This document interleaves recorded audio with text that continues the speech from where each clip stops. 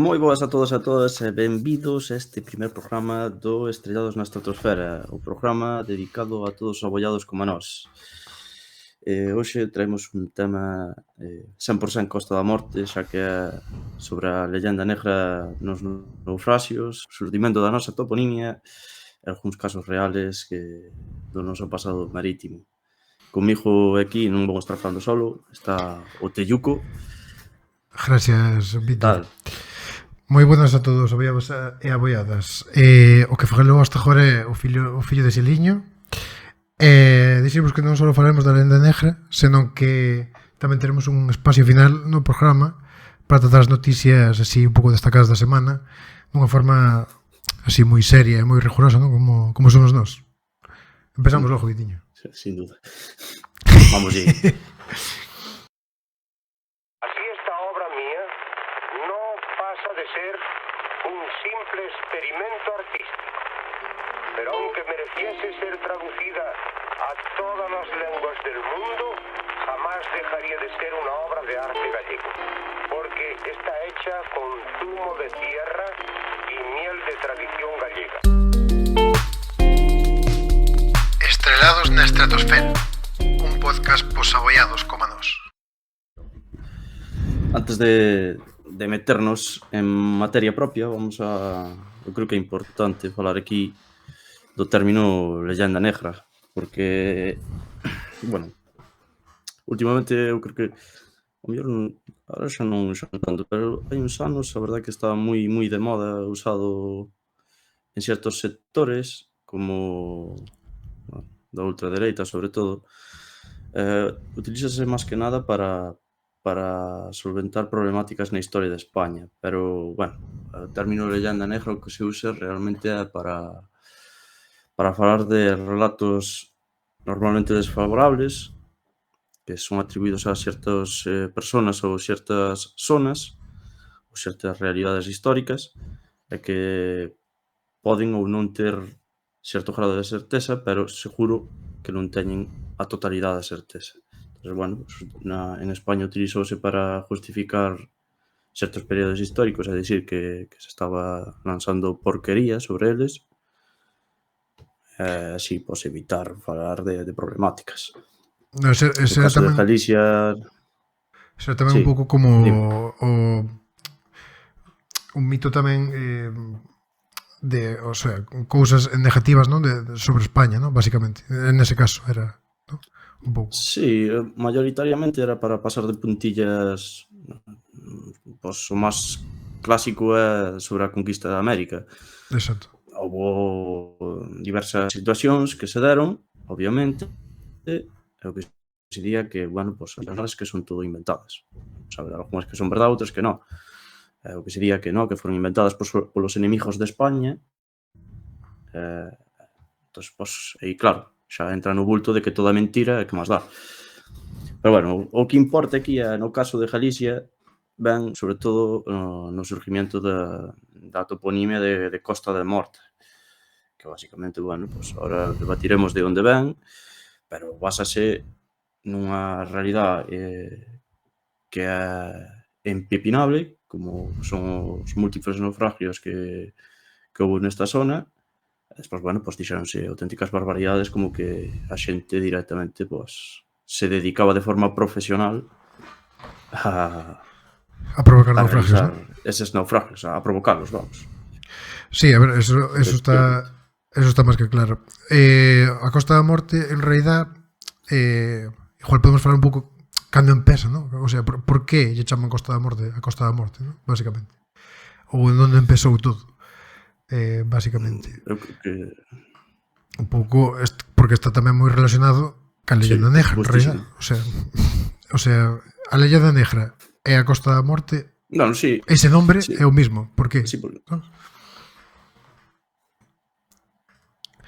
Sí, a ver, además está relacionado porque tamén está relacionado ca leyenda negra española, porque tamén digamos que a leyenda negra española sobre todo ven de Inglaterra e de Holanda.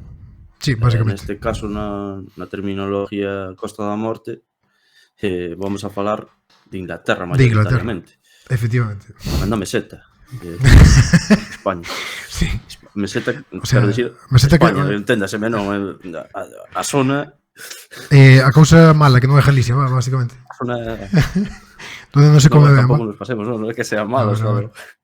Bueno, joder, que falaba aí pouco cun madrileño e dixíame, joder, por que lle chamas a Meseta? Eu, joder, por diferenciar simplemente, non? Un pouco Sí. a Meseta, a zona máis llana. Basicamente, Sí, a facer. por exemplo, no origen da Costa da Morte, bueno, hai varias cousas, non? No periódico Noreste de Galicia, no 14 de xaneiro de 1904, foi no primer sitio donde escrito saliu o nombre tal cual, Costa de la Muerte, non? Pero o rollo é que... En español, sí. En español. Pero o rollo é que eso xa viña provocado un pouco por publicacións inglesas, basicamente. O sea, ni máis ni menos. Fruto de unha serie de naufragios que viñeron anos antes e que provocaron pois moitas reaccións dos ingleses en plan, isto que cojones é, aquí hai moitísimos naufragios, esta costa é a puta hostia, e además aí é onde empeza un pouco de aquí a xente embarranca barcos, saquean barcos, etcétera, etcétera. Entonces empezou un pouco aí. Despois desos, un par de anos despois, en 1907, a inglesa Annette Meeking foi a primeira inglesa que escribiu como tal o término Coast of Death. Pero, ainda que é como a posteriori, ¿no? Do 1904, realmente o foco é inglés, o sea, porque noroeste Galicia escribiu Costa da Morte, porque realmente os ingleses xa lle empezaban a chamar así. É como que os periódicos, tanto españoles, gallegos como o que sea, empezaban a nutrirse un pouco deso, ¿no? Curiosamente. Parece que como que primeiro de fora dinos a nós como temos que opinar ou actuar, ¿no? Moitas veces. Que tamén hai que entender aquí unha historia que é, digamos que é un pouco literario isto, non? O literario é un rollo literatura. Como a literatura se basa sempre en cousas que xa están pues, cimentadas na sociedade, digamos, non? Claro, que diste a autora inglesa, que é o primer sitio onde podemos ver escrito en inglés, está tamén o periódico este en español, pero antes de ser escrito, antes de poñerse en tinta, está o falado, non? Entón, o origen, claro, cal é o origen? O origen seguramente sea na oralidade, nas historias, nas leyendas que se contan, pois seguramente os traballadores do mar ingleses que viñan por aquí, e claro, pois empezan a como que están nunha zona moi peligrosa. No, xa non é solo, bueno, no falado, realmente correron ríos de tinta sobre ese tipo, o sea, noticias de naufragios, aínda que non puxeron directamente Costa da Morte, xa se estaba un pouco preparando o terreno, ¿no? Para decir esta costa, pues, é o que hai, ¿no? De feito, hai un mapa inglés tamén de 1907, do mismo ano no que Annette Meeking escribiu Costa de la Muerte, Coast of Death directamente, na que aquí ven a clave, a Punta do Boi, ¿no? Que é onde ahora falaremos sobre eso.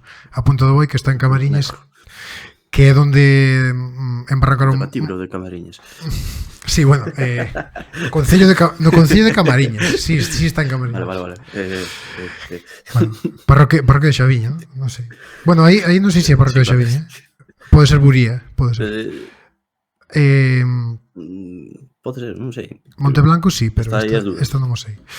Pero o caso é que aí eles fan un mapa e directamente nese mapa aí poñen Coast of Death.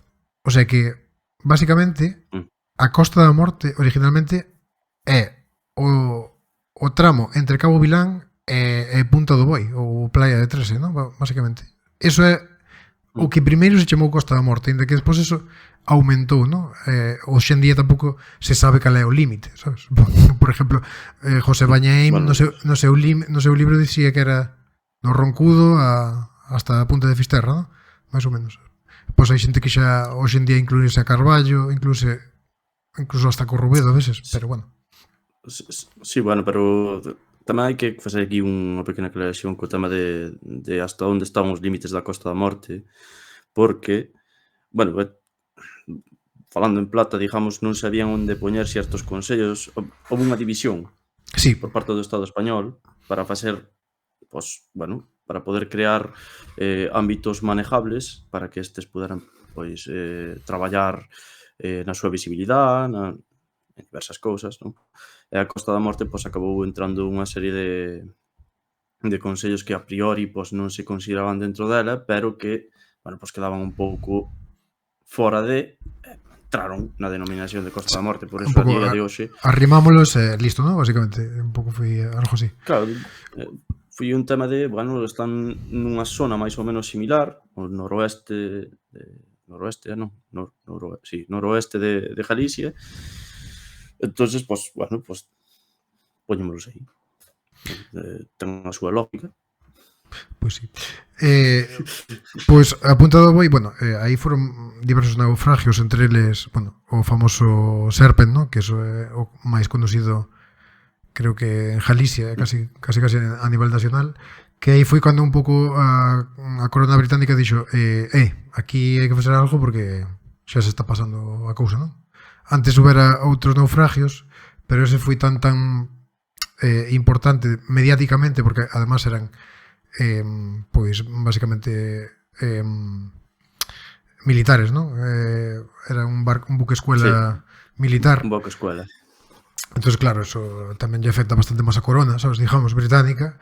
Entonces dixeron, bueno, a partir de ahora xa hai que poñerse serios, aquí hai que mellorar a cousa, e foi cando foi un dos cales se provocou un pouco a construción do Faro Vilán, non? Pues ese foi un pouco o último, a agenda dos pastel, basicamente. É que aquí hai que ter unha cousa en cuenta, que bueno, ao final, pois, moitos dos barcos eran empresas privadas, bueno, pois, cada un fai o que teña que facer. Pero claro, o buque escuela Serpent xa era en parte público, xa era do goberno, en certo modo, e polo tanto a produción en tinta, como diste, nos periódicos ademais tuvo que ser fuerte nese momento, claro. Estamos falando de además era un buque escuela, había xente nova ademais, sí, aí que se estaba formando, e polo tanto, claro, sempre impactan máis esas historias na prensa, non? Desde logo. Realmente todo isto de os británicos un pouco poñerse nerviositos, con razón, porque non foron nin 2, nin 3, nin 4, nin 5, nin 6 os barcos naufragados ali. Poderíamos estar horas e horas falando do número de barcos e de barcos naufragados, pero un pouco onde empezou todo non chegaríamos, non? Nin sabemos cantos son, realmente, sí. Pode haber que hai moitos dudas nas cifras. Pero un pouco donde contigo empezou todo, fui en 1807, que foi un barco que se chamaba ¿Cómo? Kevin Roldán, fora este, o de contigo empezou todo.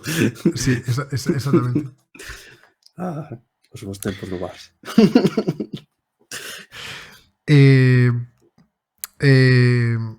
Fui un pouco a lenda negra tamén pesa un pouco no Wolfstrom, ¿no? Era un barco que naufragou en 1870, coincidindo con moitos outros ingleses que viñeron despois, como o Iris Ule, o Serpent e tal. Non houve literalmente ningún sobreviviente, o sea, ningún. Apareceron, e aí foi onde empezaron a aparecer cadáveres cos dedos amputados. Por qué? Porque a ver, os que rapiñaban evidentemente vían un cadáver con anillos, e o que facían para acabar antes era recortarlle un dedo, non?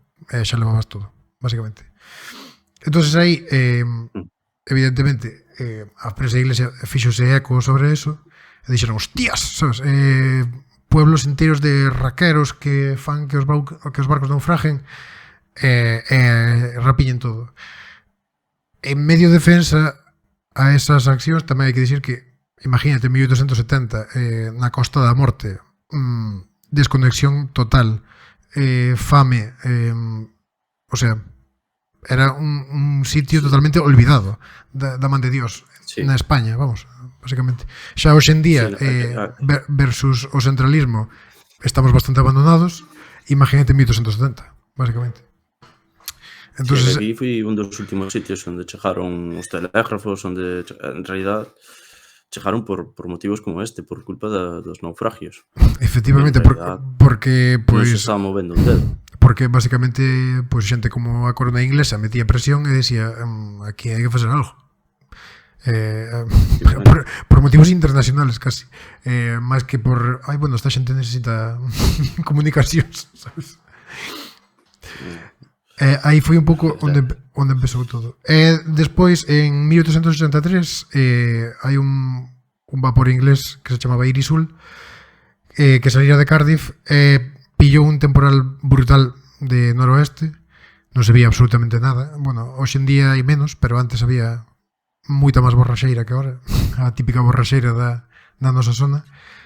Intentou doblar o vilán, pero pois como moitos outros quedou contra a puñetera punta do boi. Reventou todo, anejouse totalmente e caeu o pau da mesana matando o capitán, basicamente, sí. Moi impresionante.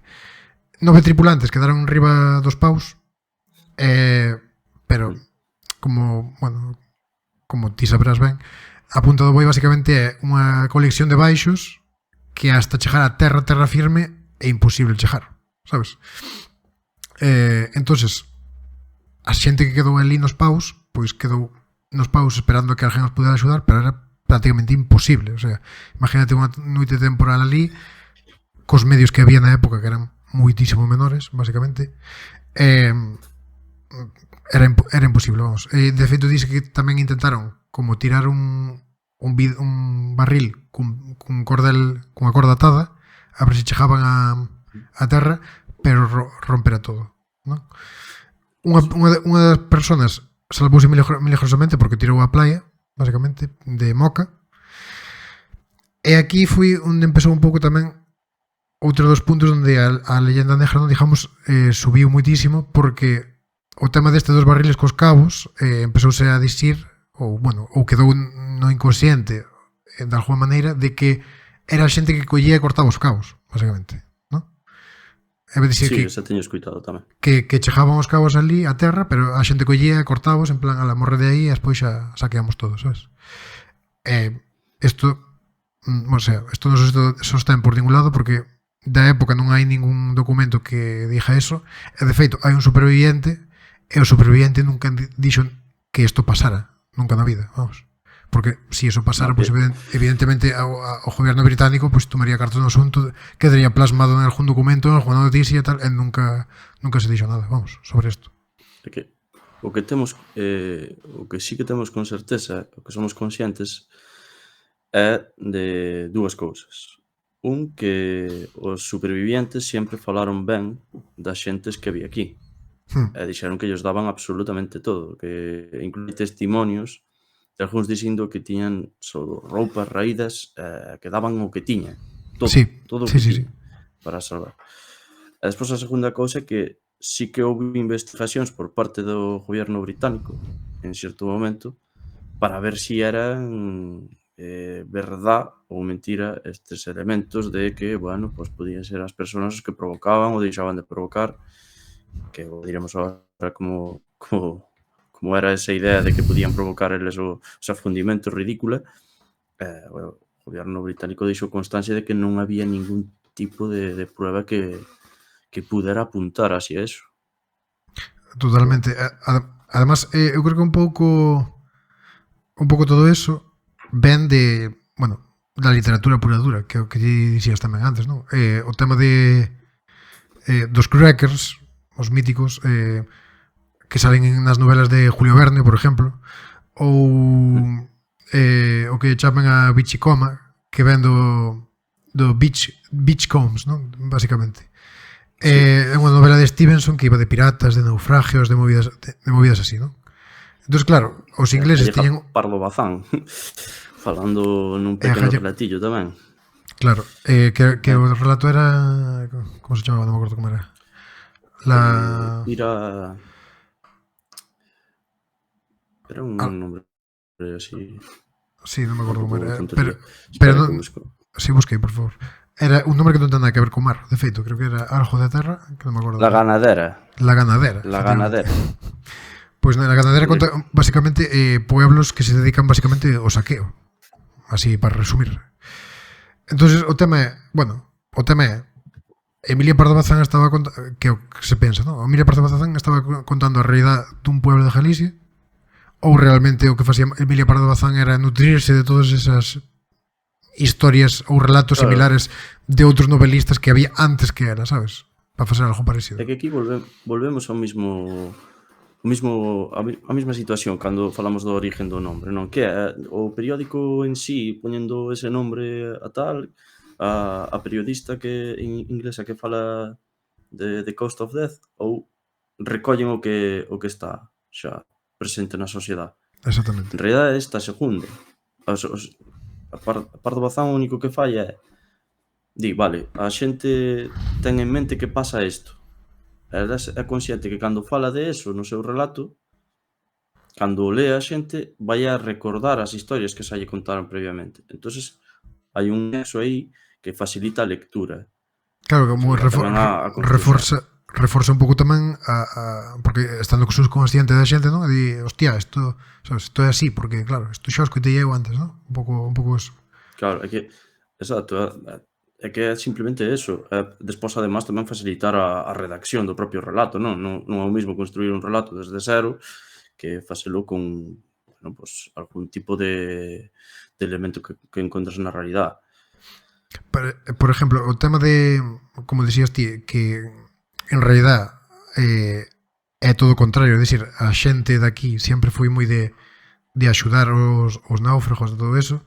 Por exemplo, no naufragio do City of Agra, que era un mercante inglés de 4.000 toneladas que levaba 71 tripulantes e 2 pasajeros, que iba hacia Calcuta, e a gran maioría ademais eran indios, porque, bueno, facíanse as indias, ¿no? No Reino Unido, basicamente. Era a súa colonia. En 1897, perder a referencia de Coruña, equivoca a demanda do Cabo Vilán, que era un pouco a referencia que tiñan todos, que, bueno, falamos despois de por que non é só porque a costa moi jodida, sino porque basicamente pasaba moitísimo por aquí, non? En Barranca na Pedra do Canesudo, que está frente a Arou, parten dous, e basicamente unha vez que parten dous vívense escenas propias de películas, non? A xente jabeando polos paus, intentando sobrevivir, caendo enriba dos compañeiros, montando nos botes salvavidas. Algúns dos botes son directamente reventados polas olas do mar. Outros botes, gracias a Dios, rescatounos un mercante. E despois moita outra xente pois foi rescatada polos propios veciños de Arou e de Camelle, basicamente, que os axudaron a chegar a terra, non? Entonces, como ese caso, hai moitos outros máis casos. De feito, hai xente que incluso conserva as medallas que lle dera o goberno inglés daquela época polo rescate dos náufragos do City of Agra, que eran que poñía algo así como For Humanity and Gallantry, ¿no? Ou algo así. A ver se encontro por aquí. Sí, basicamente varias cousas aquí que dixestes aí que, bueno, en primer lugar que o pueblo de Aroba Más de Camelle que celebran todos os anos unha homenaje ao evento co City of Agra, unha pequena feira onde fan unha reconstrucción dos feitos desa noite, pero que dixestes ti que tiñen como referencias, claro, porque é que hai que entender que estamos falando dunha época moi distinta á actual. Agora ti entras nun barco e teñen unha tecnología tremendísima que les facilita todo, pero claro, antes viña xente, como diste, pues, xente desde Inglaterra ou xente desde a India con mares completamente distintos. Bueno, os de Inglaterra ainda podemos entender que teñen mares parecidos, pero desde a India é un océano completamente distinto, cunha geografía completamente distinta tamén, non a conoces, venche un momento de apuro, como porque todas, se non todos, a gran maioría dos naufragios déronse en condicións completamente denostables. Chovendo a mares, con borraxeira, vento, marejada, absolutamente de todo. E claro, pillas a referencia que podes, que é a terra, e intentas estar o máis cerca posible dela para non desviarte, porque se non perdeste a saber onde acabas. Sí, Cando te acercas aparecen os baixos. tamén Os baixos eran... hai que ter en conta a referencia que había antes era o faro Vilán antigo, por exemplo, ¿no? A referencia, bueno, habría outros similares, Claro, pero un pouco a referencia o punto clave de aquí é o faro Vilán antigo, que era basicamente pues un faro de lume, basicamente de aceite o que usaran daquela época, sabes? Non era un era unha faro. fogata. Sí, Era básicamente. unha fogata Así, que estaba aí falando un pouco en no plata, medio ¿no? de... Claro, é que é unha fogata nun monte. É unha fogata que se pode ver non poño, quero dicir, non vai faltar a nadie Sí, nin nada. era o que había, Eran os vamos, medios que había, basicamente. facíase o mellor que se podía. Pero claro, estamos falando de que non hai tecnología no barco, non hai tecnología na terra, xente que ven desde outros sitios sin saber moi ben o que pasa. Que aquí, gustaríame, porque, non sei, fala ti aí, si podes, a ver agora, non sei se che rompo aí a túa dirección, pero gustaríame que falaras de a peza central da leyenda negra, que é non a rapiña despois tratámola, pero a peza central é o que provocaban, é dicir, que a xente de Aí aquí está. provocaba os fundimentos. A ver, Cales eran os métodos? Porque basicamente un pouco que se dicía, creo que tamén fruto da literatura, porque eso non sei se sale, ahora mismo non me acordo, na novela de Julio Verne ou na de Stevenson, algo así. Basicamente o que dicían era que, bueno, para empezar, que existían como mafias que se dedicaban a provocar naufragios para despois, unha vez naufragados, rapiñar todo, ¿no? Básicamente. Dicían que o que facían era, pois, por exemplo, poñerlle fachos os cornos das vacas para confundir os navegantes e provocar o naufragio, ¿no? Básicamente. Isto non ten nin putos pés nin puta cabeza, a ver. Básicamente. O sea, estamos falando de que a veces apenas vían o faro, o sea, un faro antigo que eran os de fuego, aceite, tal cual. Unha fogata grande apenas se vía desde o mar, non sei como coño se vai ver, pois, dous fachos no corno dunha puta vaca, sabes? Así para falando mal e pronto, sabes? Eso non ten moito sentido. Xa, pero digo porque tamén, sabes, o relato de Bozán chamase ladera por algo. Sabes? Sí, efectivamente. Claro, levan o ganado para facer a maldad. Claro, pero, a ver, que non ten ningún sentido. O sea, quen queira que escuite isto, que use a súa lógica e intente pensar. É dicir, dous fachos no corno dunha vaca pois provocan o naufragio dun barco que ven desde Cardiff, sabes? Porque ven, hostia, unha vaca, pois vou pa aí. Que tampouco ten sentido, porque ti si ves luz, tomaralo como referencia de terra. Non vas tomarlo como referencia para ir de aí, sabes? A reventarte contra aí, non ten sentido. Sabes? É dicir, ti si ves luz, desde o mar diste, aí hai terra, non? A xente... Non vas dicir, sí, vou contra a luz, sabes? Como a polillas. Non ten moito xeito. Dixen que como que se desvirtuaba a realidade porque claro, había unha señal aí que non tiña que estar, entonces pues, que a referencia estaba perdida despois estar. Pero claro, que se estamos falando de un momento no que está chovendo a mares, no que hai borraxeira ou no que, quero dicir, todos estamos andando baixo a chuvia ou o que sea, claramente a visión está totalmente interrumpida. Xa manter o lume nos cornos dunha vaca non me toque os huevos. Non, xa non eso. É dicir, o tema da chuvia en condicións que vimos nós, seguro que non é nin a mitad nin un cuarto nin un décimo do que se pode vivir no mar un día jodido. Eso seguro, vamos. Por eso dijo que, Sí, a ver, non ten sí, sentido. sin duda alguna. No, pero a mí o que me parece curioso tamén é que a historia non é só aquí, que tamén se fala na Bretaña francesa deste tipo de accións, quero dicir, xa é bastante tal. E coincide todo con zonas onde hai moito tal, onde hai moitos naufragios, pero tamén en zonas que os romanos tiñan... Porque isto é un pouquiño por ese que dijo que a literatura sempre se retroalimenta constantemente. Os romanos esta terra tiñanlle moito medo tamén. Falaban de que Sí. era unha zona de monstros, de... Bueno, pues, Sí, de moitas mitologías marítimas. o Finisterrae, non? Que era o fin da terra, que despois de aí xa Claro, acabase era o fin todo. da terra, aquí é onde entraban os monstros, non sei se hai veces que se ven así como mapas antigos, e vense como, As serpientes, non? non Hai sei, mariñas. pues, sí, serpientes marinas e cousas así. Bueno, pues eso básase en mitologías dos romanos que dixen que, bueno, pues isto era unha zona de tal. Eso acaba prosperando e dando lugar tamén ahora a ideas deste tipo, non? A ideas relacionadas con monstros, que neste caso pues, non eran no mar, que eran na terra, que eran as personas que facían pues, maldades.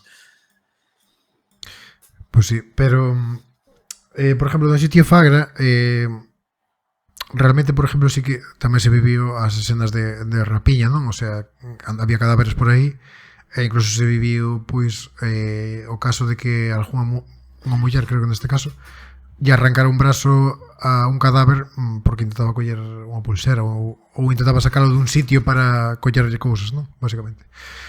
Pero claro, é que estamos falando de eso, de casos en concreto de personas que fan eso. Hoxe en día tamén podría pasar algo así, é dicir, a unha persona pois colle fai a maldad, non? Básicamente. Pero de aí a que haxa unha mafia, Non sei se te acordas ainda... o art, non? O yate, ibas a decir. O yate este alemán que... Bueno, Sí, era alemán, non?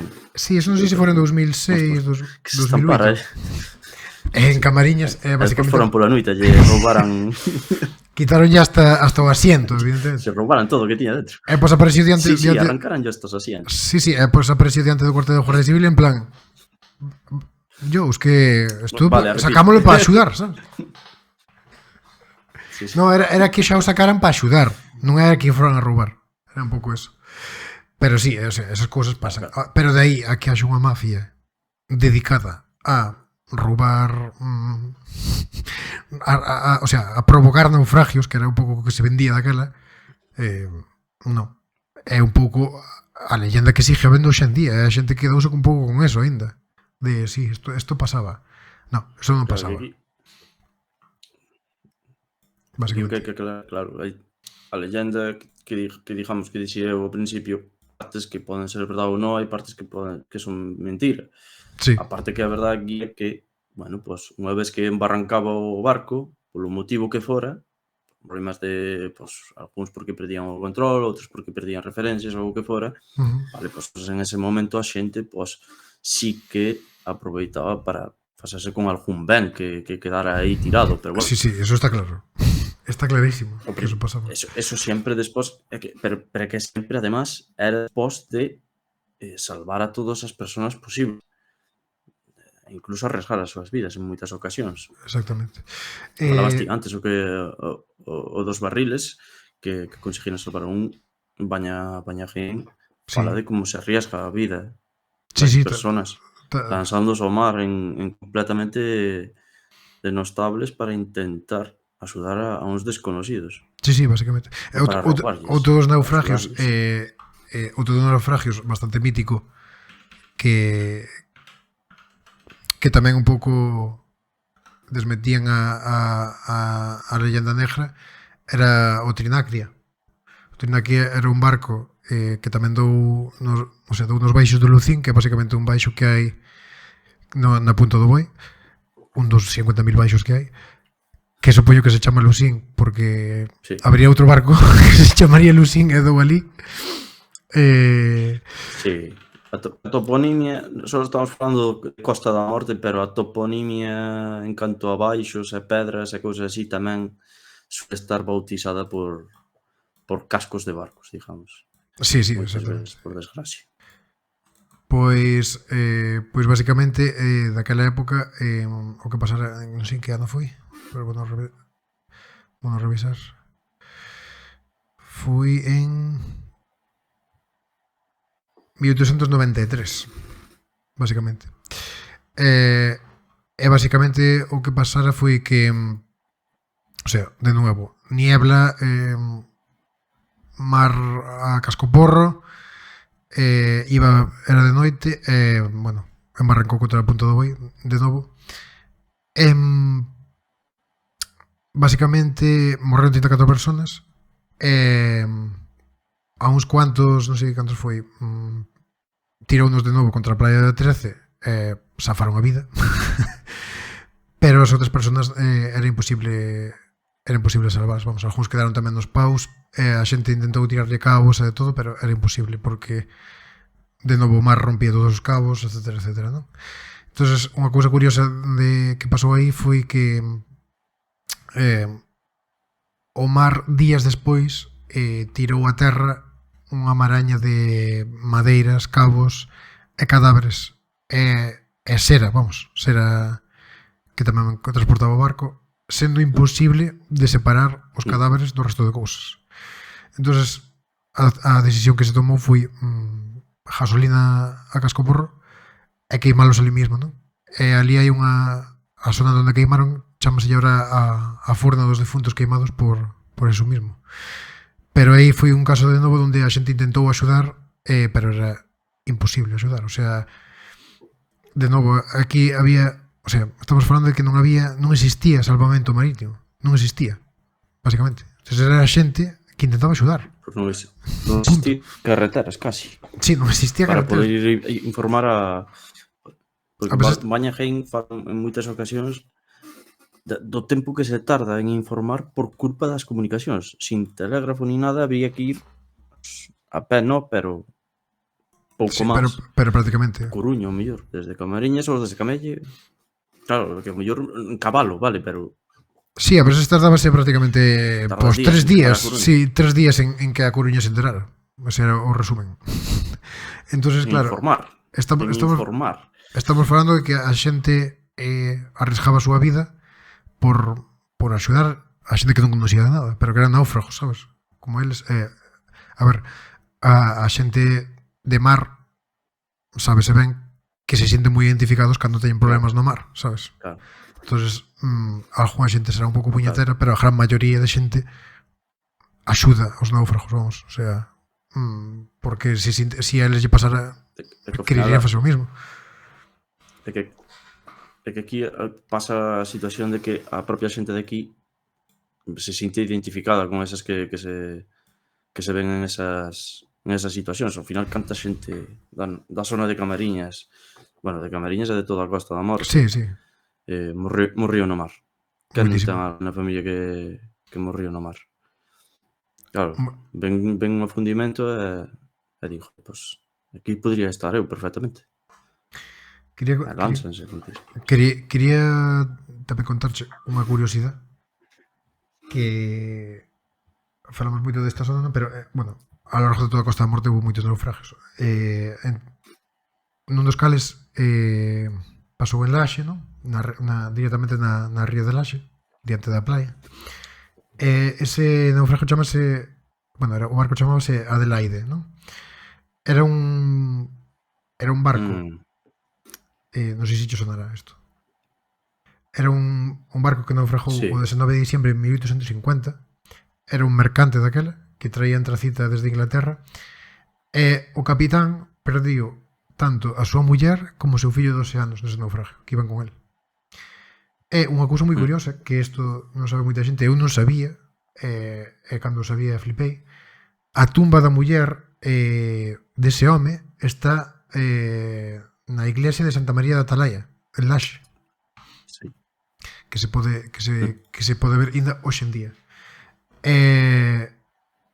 A súa vez, na iglesia de Saint Mary en Devon, que era onde era o tipo ese, fixo hai unha lápida onde conta, o sea, pola súa muller e o seu fillo, pero que descansan basicamente ali en Laxe. Parece bastante curioso, vamos. Que Menudo día de mierda Es- para perder a tua muller e a teu fillo, ¿no? Básicamente. Sabes? non hai ningún tipo, digamos, pero No, entendes. pero ese día non No, era moi bo pero tampouco. esa historia eu creo que a escuitei tamén que o home que volver a visitar, non? Aquí. Sí, Ou creo estuvera que moito tempo. pode ser que estuvera un tempo porque despois creo que ele volveu a embarcar, me parece.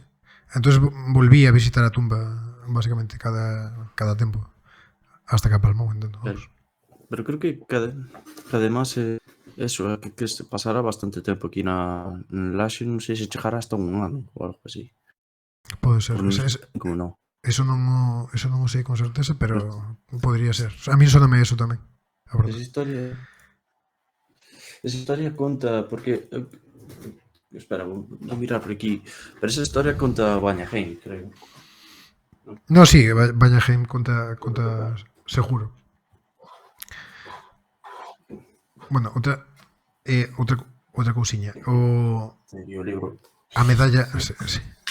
O libro, ese foi o libro no cal gracias a él, gracias a ese libro, básicamente Este libro recolleuse todo o anecdotario dos naufragios da Costa da Morte. Gracias a Dios. Senón, pois, estarían aí perdidos. Un libro que, además, é moi curioso como se escribe este libro, además, porque sí, un conta proxecto de José Vanyaheim cos seus alumnos que lle pide si queren participar na redacción dun libro facendo eles mesmos o traballo. O libro notase moitísimo que está escrito por non adultos, digamos, por nenos, por adolescentes, porque utilizan así a veces estructuras un pouco extrañas que diste, pero isto como son así. Está revisado polo profesor, por Vanyaheim, pero son os nenos recorrendo a Costa da Morte a pé e visitando os lugares onde se deron os naufragios, falando ca xente e preguntándoles, e reconstruíron os naufragios con todo o que se sabía no seu momento.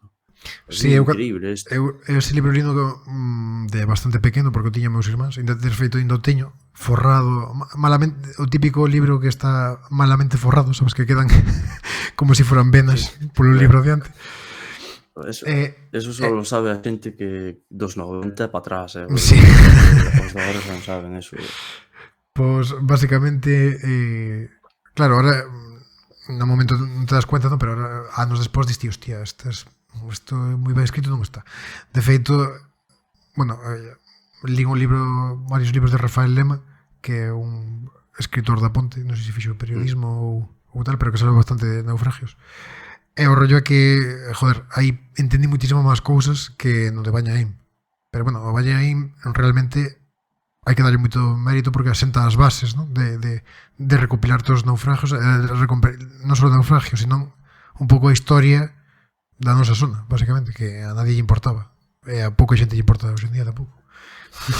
Sí, non solo é que non é só un traballo de recopilación, sabes? Eu creo que tamén un traballo de valorar, porque falando de escritores, pois citamos aquí a Nacho Carretero, el falaba da necesidade que ten a nosa zona, falaba por Galicia, por España, por todo a zona da península, digamos, na súa totalidade, a necesidade de revisar a súa historia sin sentir vergonza, sabes? Sin, digamos, vela dun modo distinto. Porque ti ves non sei, ves a guionistas, a escritores, sobre todo da zona de Estados Unidos, non? En Hollywood e demais, pero en realidad prácticamente de toda zona angloparlante, que moitas veces utilizan auténticos asesinos sanguinarios para crear historias super emotivas. Quero dicir, que ves, todos sabemos de Al Capone. Capone era un mafioso, mataba xente.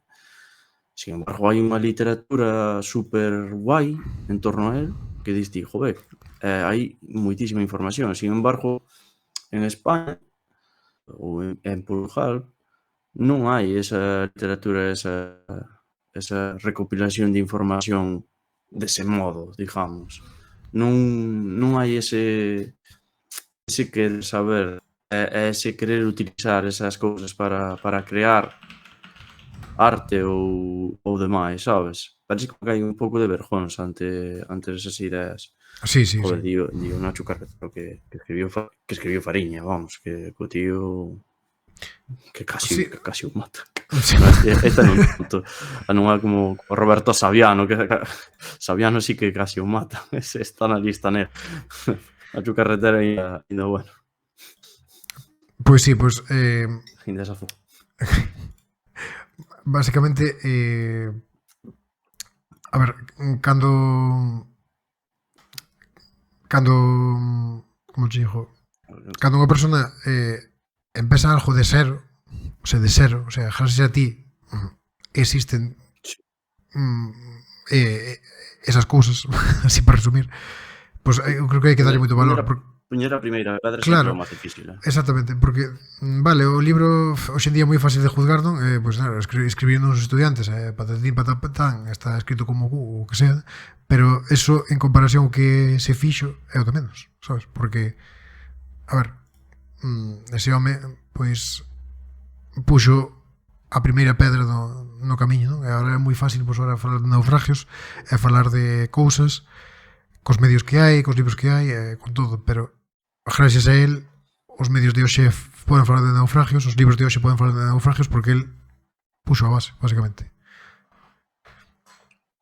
Sí, bueno, estamos dicindo aquí que non hai esa cultura aquí, estamos traen esa cultura ahora a esta charla. Tamén que quería comentar... Pero sí, joder, además que... Sí, dime. Sí.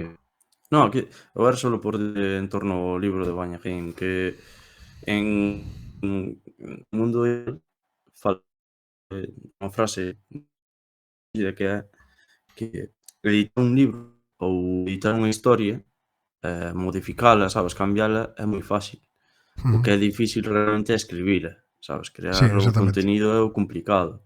Despois editar, menos tempo, pero joder, alégrome de que o tío, porque eu creo que o fixo aposta, o Bañajín fixou esta forma, así extraña, se supera que foron os nenos os que o escribiron. Xa. O traballo tamén a dos nenos. Sí, a ver. Eles escribiron como puderon. Ese é o máis increíble. Tamén quería pasar un pouco do tema xa da leyenda negra, non? Ainda que está un pouco por de fondo de todo. Quería falar un pouco do Nil, que este foi xa a posteriori, non? O Nil foi un mercante francés que traía un pouco de todo. Isto é moi famoso na nosa zona. Tiña telas, comida, bebida, incluso para varias anécdotas que conoce todo o mundo. Como, por exemplo, que a xente que collera a carja do Nil, non? Entre eles leite condensada para que se vexa a fame que aquí habería, a desconexión que aquí habería, que a xente pensaba que era pintura, basicamente. O sea, a xente pensaba que era pintura e pintou as casas con leite condensada. E despois viñan as moscas, sabes? En plan, que rico. Bueno, pois, unha plaza aquí de moscas. Pois claro, imaginemos un mercante francés que tiña telas, comida, bebida, champán francés, de todo. Eso pos raqueros barra ladróns unha putísima pasada. Evidentemente. Ti crees que se lle pode chamar ladróns? Ti tes fame, é o que decir, esta xente vi aí... Podemos chamarlles oportunistas, ¿no? El último oportunista. Podemos chamarlle. No, claro, eu privaba con billete de 50 euros e, joder, sí, diste, pois para dentro. Me lleva pas pouco con esta comparación. Sí, pero... un pouco así. O rollo é que claro, que en comparación a eso, claro, o barco é de alguén, a carga é de alguén, sabes? Pero vamos, xente que non tiña que comer. De alguén, non? Claro. Pero aí non hai nadie. O barco está aí, sabes? Físicamente, como unha casa, sabes? Pero, a ver, naquela época había que ser pillo. Ou comías ou comías. 1927, o sea, o primeiro que hacían era salvar a xente. Sí, no, a ver, eso Que o está por primeiro que se supuesto. facía Eso por era eso, supuesto. despois un momento de que, bueno, Pois, primeiro salvaban a xente. claro. Pois o tema é que, bueno, isto para que imaginemos o impacto que tuvo o Nil, o naufragio do Nil, na sociedade daquela época, da Costa da Morte, no? Da Camariñas, a ponte e tal. O Nil quedou encallado na ensenada de Adrau, que é un pueblo de Camariñas. Fixeronse unha comparsa que era a comparsa dos piratas, que dedicábase a cantar cousas sobre o Nil, basicamente. O Carnaval de 1928 dedicouse ao Nil, basicamente. Sabes? Como cando ahora pois a xente colle as frase de la Sociedade da Nieve, non? Este ano, non? Carnaval. Pois naquela época a panacea foi pois, o puto Nil, non? Digamos. Gracias a esa comparsa esa pois iba tocando por todos os pueblos e tal, e cobraba por eso. Do que recaudou esa comparsa, basicamente, isto é unha cousa que non sabías, pero vai gustar, acabouse fundando o Porteño Club de Fútbol. Gracias ao que recaudou a comparsa do Nil. Hostias, Pois para que vexas. increíble, joder. Pero sí, A bueno, historia do fútbol da costa xa a historia dos naufragios da costa tamén. sí, no, curiosamente podes ligar moitas cousas a historia dos naufragios para que vexas. Bueno, A ver, de feito tamén dicían, bueno, hai a famosa historia dun carabinero dormindo dentro dun saco ou dun matute dentro do Nil. Os carabineros eran como os guardias, non, da carga do barco para que a xente non a roubase. sí, Entonces alguén veu era intentar... un segurita. Sí. A xente intentou roubar e dixo, hostia, un saco debe estar cargado de todo. E levou no el xa directamente. E depois cando empezou a... Vamos a ver, aquí colliu, hai que pensar, colliu un saco, pesaba e dixo, isto ten que ser comida, non? Sí, dixo, Ten que ser algo moi a ver, cando estaba roubando tamén supoño que non tens moito tempo a pensar. Diste, pues, isto primeiro que levo, pues viña. E cando empezou a patalexar, pues flipou, non? Dixo, hostias, isto non era... Está vivo. Isto non era o que eu pensaba. Un porco está vivo. De feito, unha cousa curiosa é que o capitán seguía no Nil, incluso días despois de embarrancar, aí tamén axudando a vigilar un pouco a carga, non? Un vinciño que foi roubar e tal, empezou o capitán Cachouno, empezou un rifirrafe e acabou pegándolle un tiro no brazo. O sea, imagínate as historias que surgen de aí. E de feito, tamén Quen? o capitán a... Sí, a xente de aquí non andaba con moitas pistolas, a verdade. Pero no. de feito tamén hai moitas historias moi curiosas que a parte de fundar o Porteño, o Nil fundou moitas familias, porque, por exemplo, moitos que iban a roubar iban xa cas mosas e de paso, pois como que lles entraba o calentón e, sabes, despois as mosas volvían cun bombo. Eso tamén se cantaban moito nas comparsas. Xa sabes que a vida con riesgo sempre mola máis. mellor emoción. Pois que máis me gusta das historias non é a do Nil, a min non me acordo como se chama o barco este que embarrancara cerca de Camariñas ali. O que? O de que levaba un cargamento de un buque dentro de Camariñas, sí, dentro da ría. Sí. Perder a carga. A carga eran basicamente caixas de mandarinas. As caixas, claro, foron flotando hasta a playa. Ese fora... Ese fora... eran naranxas, non eran mandarinas. Ese fora o Banora, basicamente. Sí, era... Estás seguro de foras? Eran mandarinas que dicían... que ainda había os que dicían... que a xente non sabía o que eran as mandarinas, sabían as naranxas, deben de ser máis pequenas. Pois pode ser que foran mandarinas. Bueno, eu a historia que seguía que eran naranxas, pero sería ese barco, vamos. Podían ser mandarinas, non sei. Escuiteina así. Ou as dúas cousas. Escuiteina Pero así. basicamente o panorama era no corno do Vilán, creo que fora. Claro, a peña pois dixo pois a coller mandarinas barra naranxas o que fose. Dixo, hostia. Isto é puta hostia. Sí. De feito, hai unha O gracioso non é eso. O gracioso? O gracioso pasou despois. É que o farmacéutico fixose de ouro despois. É eso, Claro, porque a xente que comiu a destajo. a empachar, non?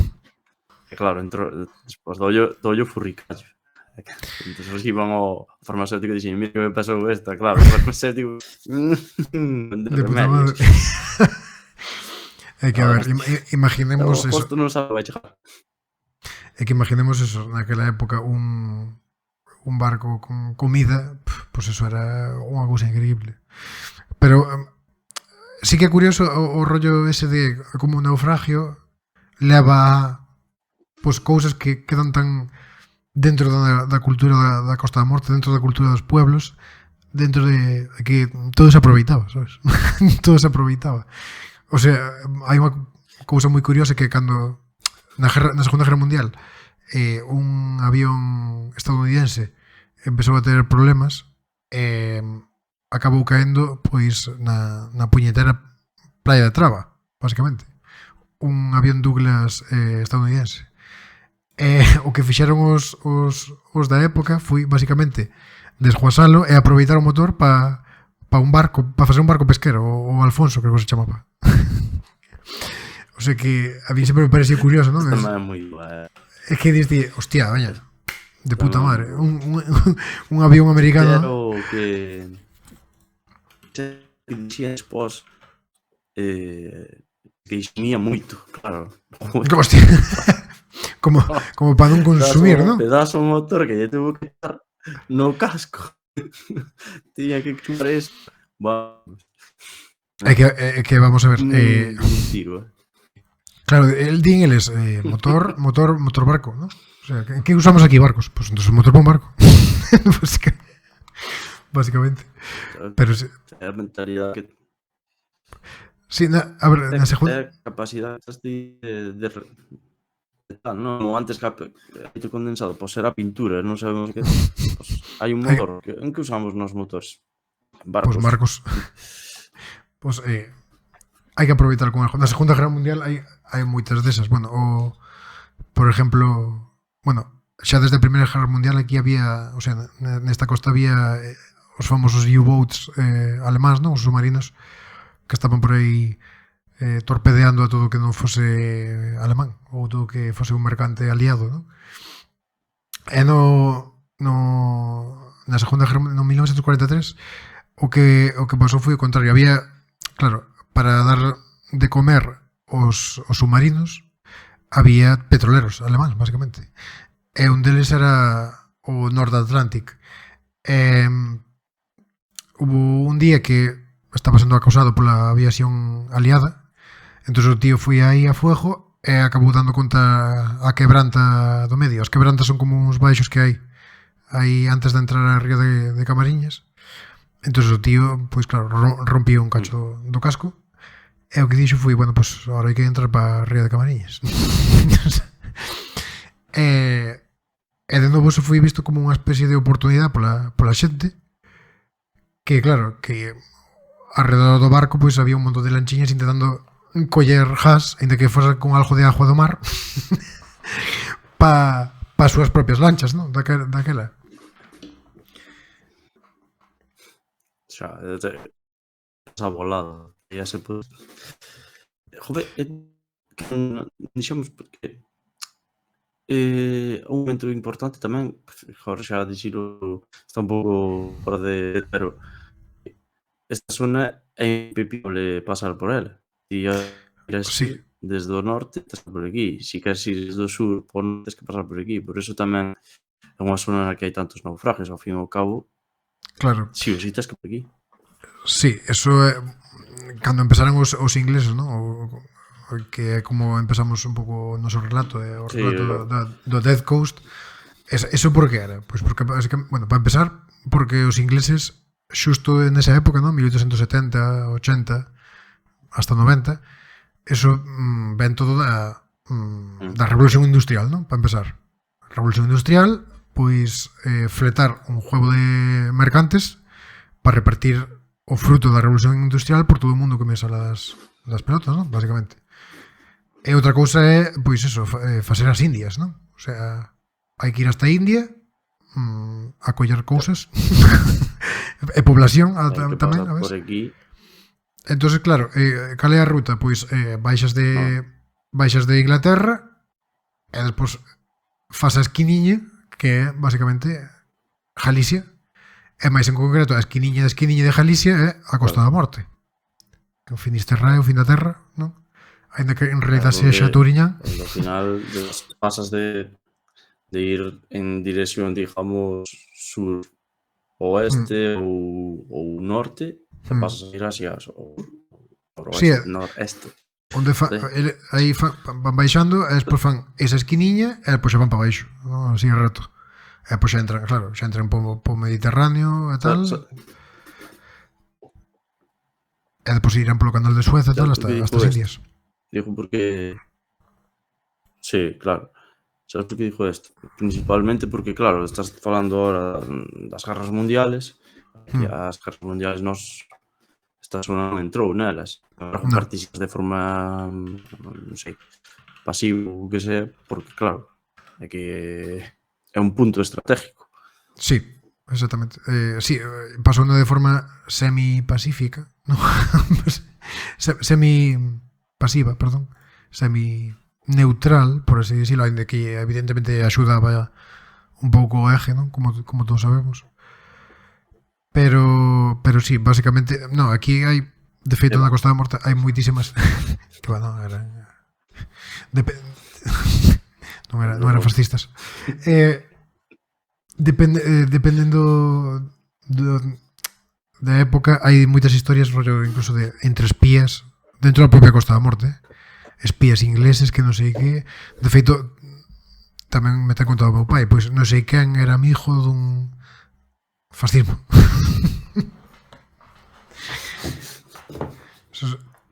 Que eran socialistas.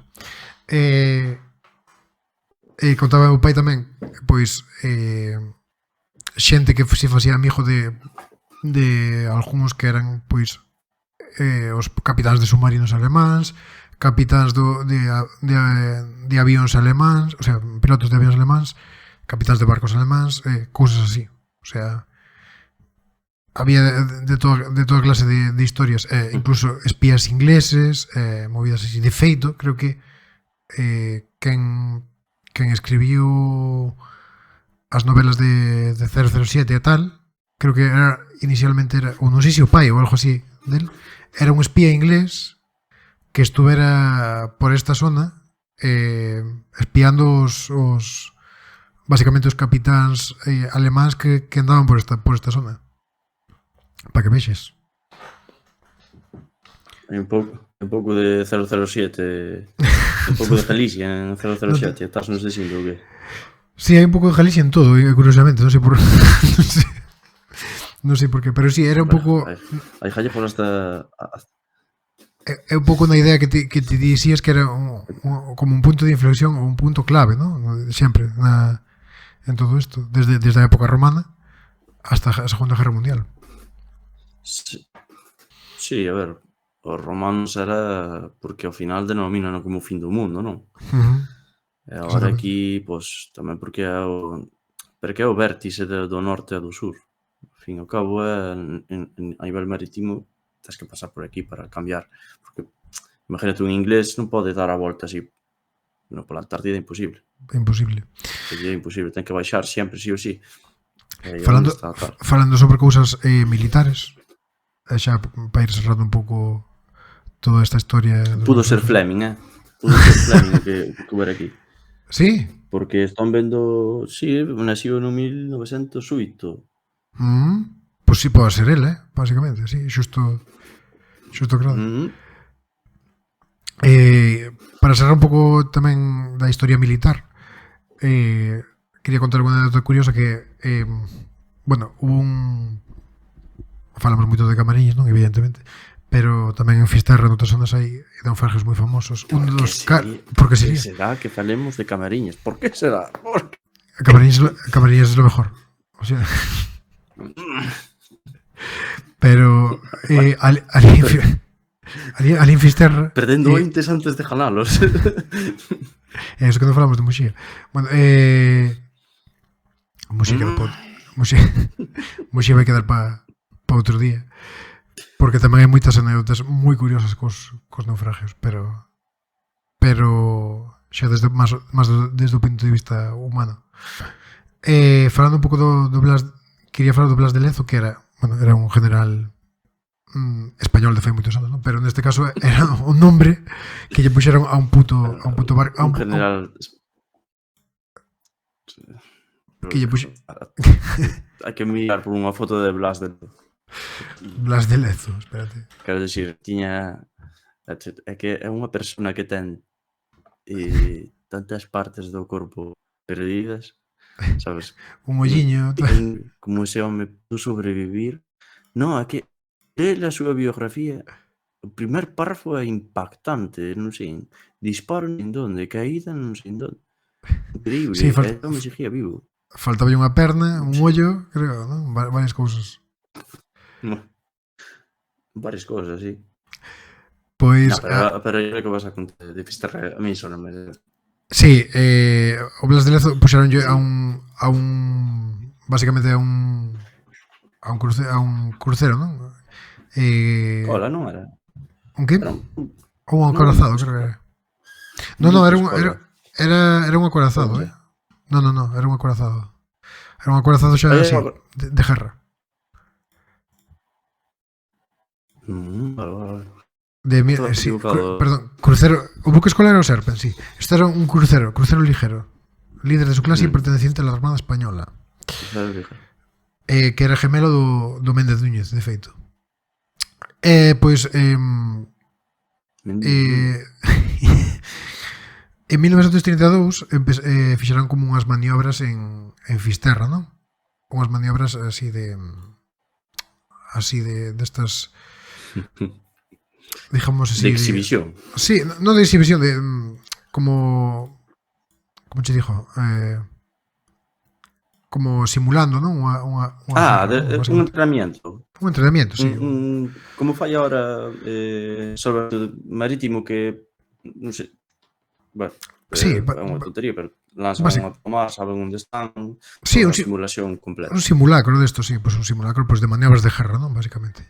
Entonces, o que pasou foi que dixo, vamos a coller e vamos a ir polo medio do Sentolo, non? O Sentolo é unha pedra, unha señora pedra que está á dereita do Cabo Fisterra. Pero o problema é que no medio do Sentolo pois hai uns baixos, evidentemente, non? Entonces, si está a marea a full, claro, as pedras están unidas, as dúas pedras. Claro, sí, exactamente. Claro, teñen un pequeno puente. Si está a marea a full, pode ser que pasara, non? Porque non me acordo o calado que tiña o Blas de Lezo, pero que sei, eran 19 metros ou algo así, non? Pero se está a marea baixa, tocas fijo. Vamos, básicamente se resume.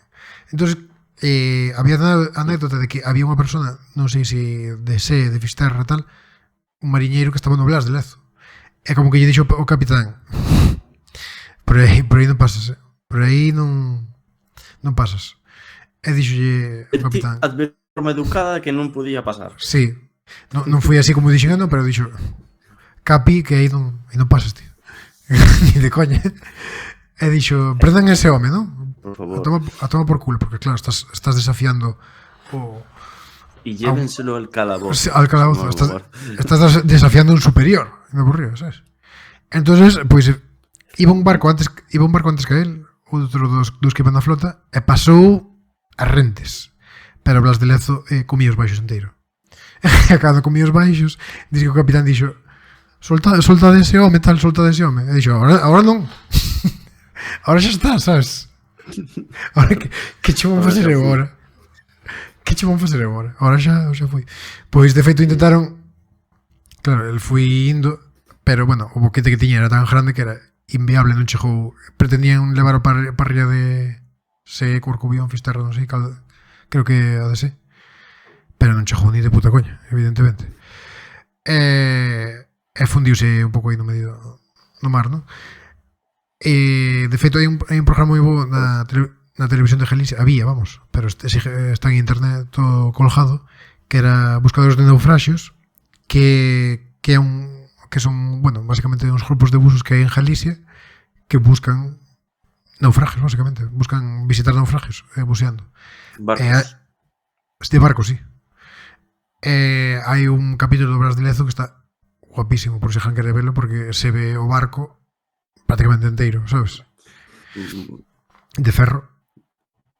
O sea que é unha pasada. Fan un pouco en plan que fixaron co Titanic, sabes? Sí, un pouco. A película de Titanic é os a xente vayando para mirar os estes facían con eso, non?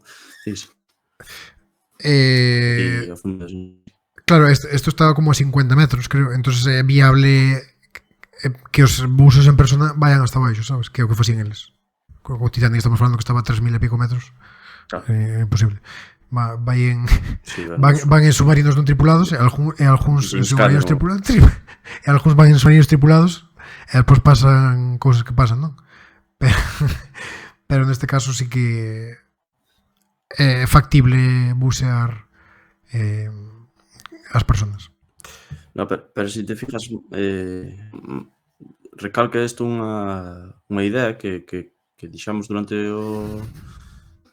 este programa, que é o de que se non conoces a zona, pois máis fácil ter problemas. No. O capitán do Blas de Lezo non conocía a zona, non sabía dos baixos, o outro sí o sabía, dixo, por aí non vayas que iso é peligroso. Está claro que esta costa hoxe en día, cos cousas que hai e tal, é menos factible que pase. Os barcos tamén son de outra maneira, son máis grandes, estables e tal. Pero antes, imaginemos os barcos que había daquela época. Moita tecnología. Claro, naquela época, claro, importaban máis as referencias de terra, tal. Claro, si te confiabas, facías cousas que podías facer nos sitios onde ti viñas, aquí non as podías facer. Non as podías facer porque a costa esta non dá, non deixa nin un mínimo de oportunidade. Era un pouco o que pasaba naquela época. E nada máis, por min... Costa da Morte, por facer unha última referencia antes de cerrar, facer unha referencia a Fórmula 1, sen que ti te vai a facer feliz. Costa da Morte é o... Como se chama? Que mal que non acordo do nombre do circuito, joder. Gran Premio de Mónaco. É o... onde química... Eso, é este. A Costa de Mónaco. Sí, Mónaco, o Monte Carlo. Chámalle como queiras. Pero sí, si hai fallas un mínimo, ¿no? Pues comes un muro, pues esto pues básicamente igual. Non hai oportunidades. Efectivamente. E nada máis pola miña parte. Bueno, pois sobre este tema. Aquí creo que podemos pasar ahora xa a facer a última parte do programa, que serían as novas da estratosfera. Así esta obra mía no pasa de ser un simple experimento artístico. Dende a estratosfera. Vámonos. Vamos alá, chavales. Vamos a facervos un pequeno resumo ahora de que estou pasando estas semanas. Pasaron cositas. Vamos a falalo. Cositas. Vamos a falalo de forma completamente seria. Vamos a aquí face to face ca realidad. Teño que darvos unha moi mala noticia para todos aqueles solteiros e solteiras que estabades buscando parexa, pero Almeida, o alcalde de Madrid, casouse. Xa está firmado. Sinto moitísimo por todo o mundo por perder este bueno, estás vendo a xente que nos vexe por YouTube, ve como baila este cara de sacou os pasos prohibidos, increíble. Bueno, si queres tamén podemos... Chotis se marcou. Tamén podemos comentar como é eso de casarse con alguén con 20 anos menos que a ti, non? Eso, porque eso tamén sería bueno, sí. Ela tamén baila así bastante ben, a Bueno, verdad. son primos, eu que sei. Hostias, non son primos. Non son primos? Non son eles. Pois si non son, lo parecen. No, que no. Si non son, lo parecen. No. Que che dixe, hai unha noticia por aí de un chaval máis unha chavala, filla de Urdangarín, non, por Sí, unha das Cristina, non? das A infantas. filla de Cristina, debe ser. Sí. Creo que sí. Que está con Sí non que sei quen está de Urquijo. Sí. Sí, que é primo. É Sí, primo que- dela. a ver- que ese tío xa estuvera cunha prima previamente, A ver, que si que queres é a Victoria. relacionarte ca realeza, non che queda máis que outra que liarte entre primos. Sabes? Mito. Tío, pero joder. A ver, hai un límite, tío, hai un límite. No, pero para Almeida creo que fui... Foi unha pérdida. Vamos a ver, no, fui unha pérdida esto. Pero bueno, regalounos algo que creo que nunca máis podremos volver a ver, que é ese chotis mágico con... Sí, porque ten un momento de... que é Mira verdad, así hacia atrás. é verdad que Increíble. nunca vira unha polla bailando, verdad? Pero bueno. Eso. ¡Hostia! Joder. É a primeira vez que vexo É a primeira vez que vexo un pene bailando, pero bueno, moi ben, O sea, iba bastante teso para ser un pene, pero moi ben. Para ser a primeira vez. Corramos un estúpido. Bueno, tamén hai que... tamén destacar os invitados, se te dastes cuenta, pero estaba Walt Disney por aí, Sí. Estaba Juan Charlie. Volvió Juan Charlie, Walt tío. Disney español. Iba Estaba máis teso que un carabullo, ese sí que estaba teso, Iba máis teso que a Mojama, sabes? É como cando Sí, nos o señor Simpson, Barnes. é como cando nos Simpson, sabes, intentan sentar ao señor Barnes e rompe a mitad, sabes? Porque estaba congelado. Pues algo parecido. Tal cual. Sacaron o darlle un pouquiño co secador e andando. Pero ese pobre home non pode máis, hai que jubilalo xa, a verdad. Xa está jubilado, non? Pero bueno, el sigue para sempre. Non sei por qué. Jubilado de qué? Pues está en Arabia Saudí, ¿no?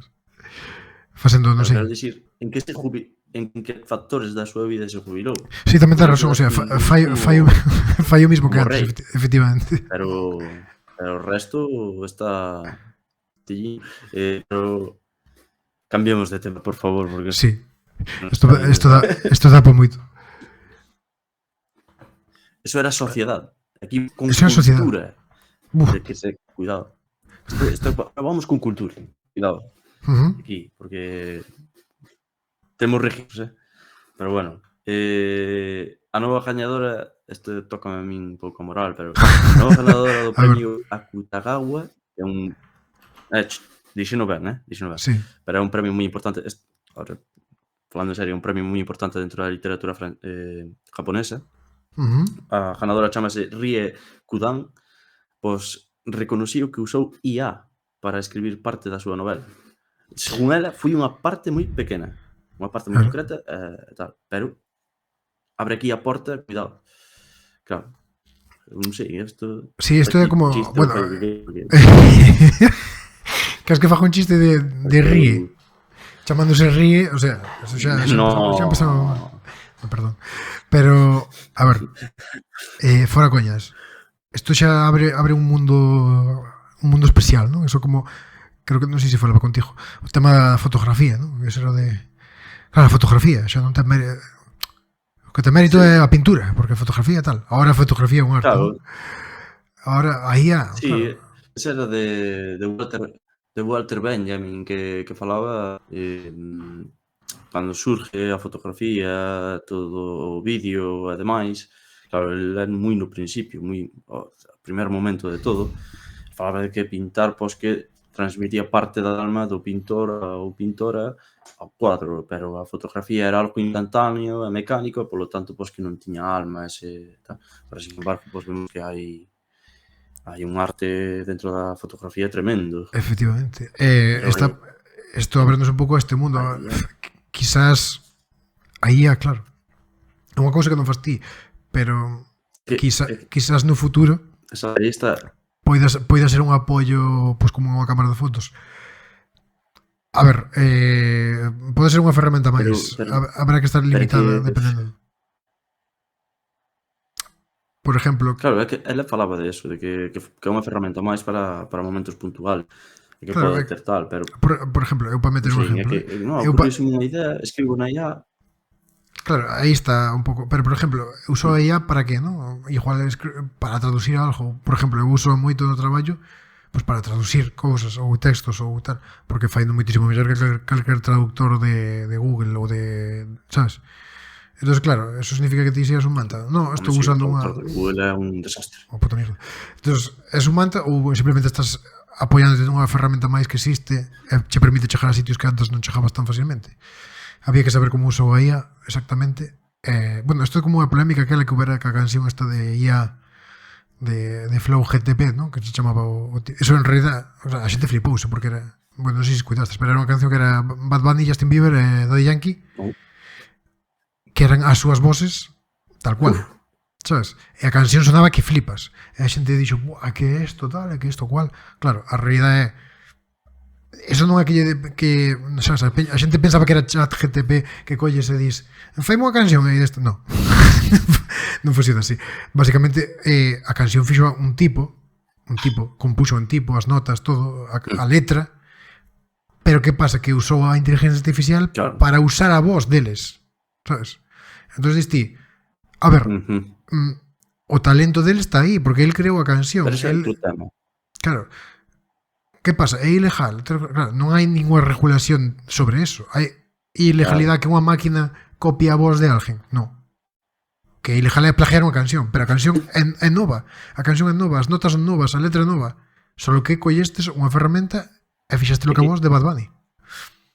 Pero aí está a fina línea, sabes? Dixestes aí unha cousa que me recorda que Bruce Willis, isto xa hai 3 ou 4 meses que o fixo, pero Bruce Willis vendió os seus dereitos para... É verdade, é verdade. É que non sei como dixir exactamente a súa...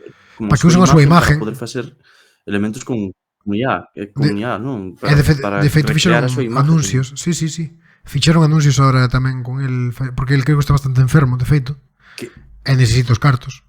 Entonces como que vendió a súa imagen. Está totalmente apartado, sí. Para que veio fajan o que eran con el. E de feito fixeron un anuncio, non sei de que. Pero sí, efectivamente.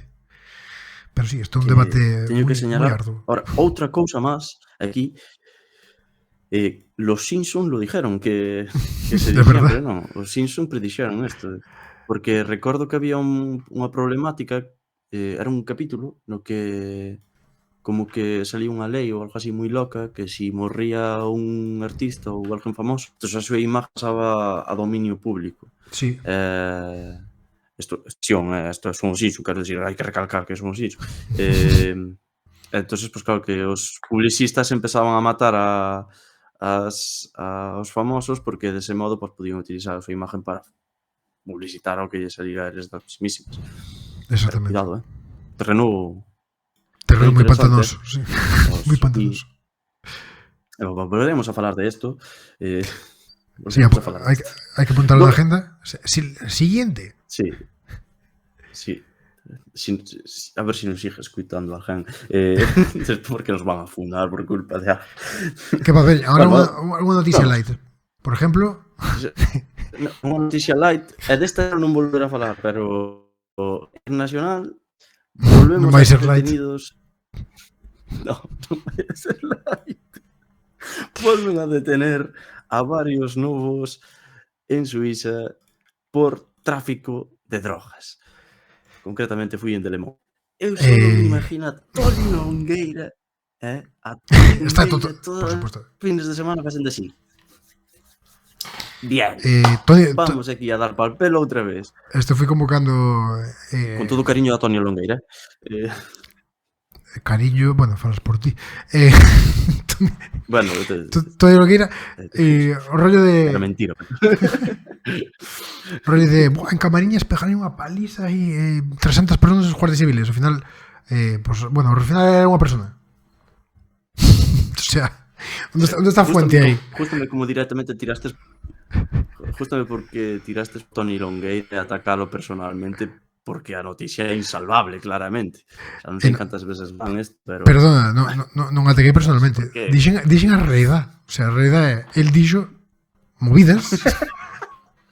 Eso non é nada personal. El colle unha cousa, 300 personas atacaron a Guardia Civil en Camariñas. Despois, ao final era unha persona solo. Entonces, eso donde coño sale? Maquilla a realidad para vender más. Ben, son cosas que pasan. Bueno, neste caso... Cambiamos de tema. 4 detidos de Soneira. Moi ben. Son 7 ya... Son ya 7 camariñas. Sí, tal, puxo. Son ya 7 camariñas y dos vimianceses. Claro. Pues muy bien. Claro. Non podía poñer que era de todos de Camariñas, entonces dixo de Soneira. Te puxo de Soneira, xa está, claro. Que conste que o titular... Estás aquí dicindo que minte, pero aí dixo a verdad. Aí sí, O sea, é un titular que me sorprende por parte de Toni Longueira. Porque pode meter Camariñas e outros, pues é moi viable. Porque claro, como son 7, xa é moi importante, ¿no? Varios. En carpeta de varios, sabes? Esa carpeta olvidada. Sí, comentarios. Sí, gente, sí, porque si non vamos cantarnos. Vamos falar mal, seguimos en internacional, pero despois vamos falar mal de outro periodo. Pelea campal no Parlamento de Georgia. De Georgia, creo que se diga en gallego, non? Sí, ¿no? Un líder da oposición golpea ao presidente mientras este falaba o presidente a un miembro do partido que está gobernando, golpeou un puñetazo tremendo. Boa hostia. Golpeo increíble. O motivo cal foi, basicamente? Non sei georgiano, a verdade. Pero non o explican tampouco, o sea... por una multitudinaria pelea por la ley agentes extranjeros. ¿Agentes extranjeros? Sí, un proyecto de ley denominado agentes extranjeros que ha sido muy criticado en el seno del país. Eso no sé, suena a racismo, ¿eh? No es por nada. Sinceramente. A ver, hostia. Bueno, fascismo del bueno. A ver, hostia. Vamos a meter a hostia. Buah, hostia. Doy en la 100. No, hostia, tremenda. Sí. Además que... Bueno, increíble. Bueno, si eres racista, pues desde luego saco algo positivo de todo esto. Sí. No, pero saco algo positivo de todo esto que además de que, joder, o nivel da democracia gallega non está, digamos, non de la porta, vamos, que non, Barça es máis que incluso non estamos tan mal, bueno, pues non estamos tan mal. Podíamos estar bastante peor. Podíamos estar peor, sí. Por lo menos non entrou Vox no Parlamento gallego, sí. No, hostias. ¿No? Como era a frase esta de outros consuelo de... Como é? Mal de moitos, consuelo de tontos. Consuelo de tontos, non sei. Sí, é así. Mal de moitos, consuelo de tontos. Somos os tontos, pero... Esta noticia que ven justo en moito oído. A gente. Porque ahora esta sí que cheo aquí, porque Esperanza Aguirre fala sobre a guerra civil sempre, ¿por qué siempre? Esperanza Aguirre, espérate. Esperanza Aguirre fala da guerra civil, o sea, vai dar unha opinión totalmente fundamentada na historia, atención, a ver. Obviamente, é que non sei de onde sacan as fuentes, é que é retorcido. Pero bueno, vamos a decir, fala da guerra civil e atribúe unha nova data de inicio pasando a 1934 en vez de 1936. Con isto culpa ao PSOE. Claro. Vamos a ver. Porque claro, ela ve que houve unha revuelta aí. Non deixastes... No, Víctor. Non deixastes que puxáramos a ditadura, PSOE. A alternancia, sabes? Que a ver... Claro, sí, no, é que non se aceptou a alternancia. Como que non? Sí que se aceptou. O que claro, pasa que era pero eles que querían a ver, eu quero ser un ditador aquí, ti non me deixas, tío. Ti me deixas, entonces claro, vamos ter que facer unha guerra. De verdad que... Pero é que o increíble desta noticia é que, claro, fijémonos que culpa o PSOE, pero el Siempre PSOE, nos mismos espacios.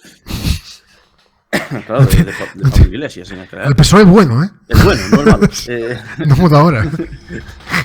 No, pero quero dicir que o PP sempre ten estas problemáticas e sempre son nos mismos ambientes.